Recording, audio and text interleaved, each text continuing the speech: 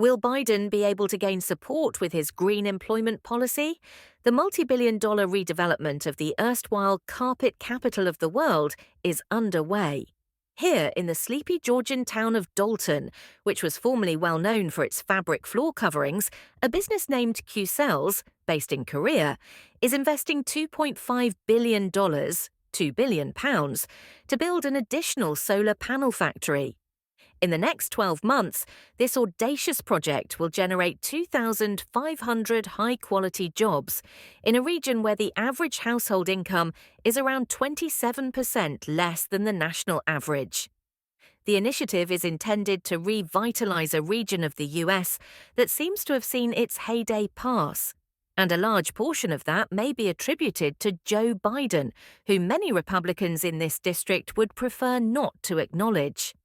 The president provided hundreds of billions of dollars in tax breaks, credits, and loans to support American manufacturing in the clean energy sector through his historic 2022 Inflation Reduction Act, IRA, his centerpiece piece of green legislation. With significant global ramifications, the most comprehensive climate legislation in U.S. history has unleashed a wave of private sector investment. And Georgia has benefited greatly, a state that President Biden believes will be involved in this year's presidential contest.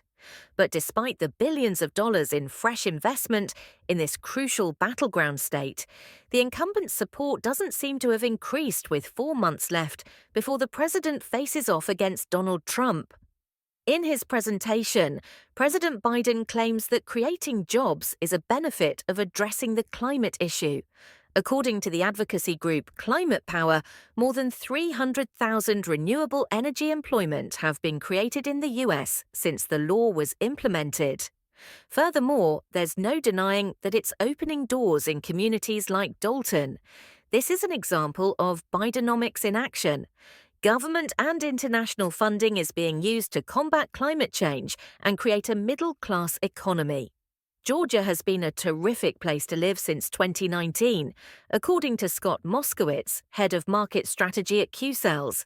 But the IRA had been an accelerant. He considers that the current expansion might not have occurred at all without it. Since the IRA passed, our industry has witnessed more investment in solar and clean energy manufacturing in the last 2 years than in the previous 20 years, he states. Even local Democrats don't seem to be understanding the message, or they just don't seem to be connecting with it. The Whitfield County Democratic Party's spokesperson, Jan Pourquoi, informs me that there is animosity toward Qcells among the business sector. A Belgian expatriate should know Mr. Pourquoi. He operates a modest carpet company in the community. We talked in his office, which looked out onto the manufacturing floor where leftover flooring is made into little carpets. Mr. Pourquoi, who is a Republican until Trump's election in 2016, says, "The business community resents the fact that we have a company from South Korea coming in this area with government subsidies, while they themselves get nothing from the government." He informs me that few voters in the area are aware of the IRA law. Not in our community, clean energy is unimportant to anyone. That is the kind of thing that the large cities' latte liberals are concerned about. Marjorie Taylor Greene, the district's fiery Republican congressional representative, does at least in one case. Though she voted against the legislation that made Qcells possible, she has praised the company's growth. For Republicans, it's generating some unpleasant dynamics. This is Donald Trump's aim for the IRA. A piece of President Biden's hallmark climate bill may be abolished if Republican politicians win significant support in the congressional elections scheduled for November 5th, endangering the clean energy boom that is occurring in their communities across the country. Casey Carpenter, the Republican representative representing Dalton in the Georgia House of Representatives, and I had coffee together. We first met at Oakwood Cafe, a busy diner that he owns in addition to several other neighborhood establishments, such as a pizzeria and a small hotel. Mr. Carpenter played down the possibility of the manufacturing tax credit rollback having an effect on Qcells. He doesn't believe it would put his district's solar investments in danger.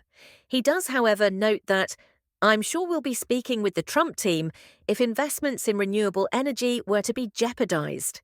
He says it would be another feather in Dalton's cap if this carpet town could also claim the title of solar panel capital of the world, as our conversation comes to a conclusion. However, China owns that, as it commands 80% of the global supply chain for solar panels. China has been making significant investments in renewable energy for a long time. An International Energy Agency, IEA, research estimates that China will spend an astounding $675 billion on renewable energy in 2024. Governments all throughout the world have started tossing hundreds of billions at the green industries of the future in an attempt to compete. The IEA projects that EU spending on clean energy will reach $370 billion by 2024. For the US, $315 billion is the estimated amount. Last year, US Trade Representative Catherine Tai expressed confidence that the country's rising investment in renewable energy will aid in addressing China's significant distortion of the global economy. Denying China any more access to the US renewable energy sector is another goal. Furthermore, the Biden White House is deliberately directing these enormous green investments towards so-called red states, or places where Republicans often win elections. Before November's presidential election, an industrial recovery is hoped for. The opportunity to work at the Qcells facility has changed the lives of individuals who do so. The shop floor, where solar cells are assembled into panels, is patrolled by robots. That's where I run across Alan Rodriguez, who's wearing a black polo shirt with the Qcells logo all over it. Shortly after the manufacturer of solar panels launched its first location in 2019, he exchanged his job at a Dalton carpet factory for Qcells. After gaining advanced abilities and moving up to an entry-level role, Mr. Rodriguez joined the engineering team. When he worked in the flooring sector, the rate of advancement was something he never imagined. As he moves down the production line, Mr. Rodriguez remarks, "For me, it's been great. The atmosphere and jobs are far better. The facilities is tidy. In November, President Biden is relying on supporters like as Alan Rodriguez to help him win over red states. Send in a review,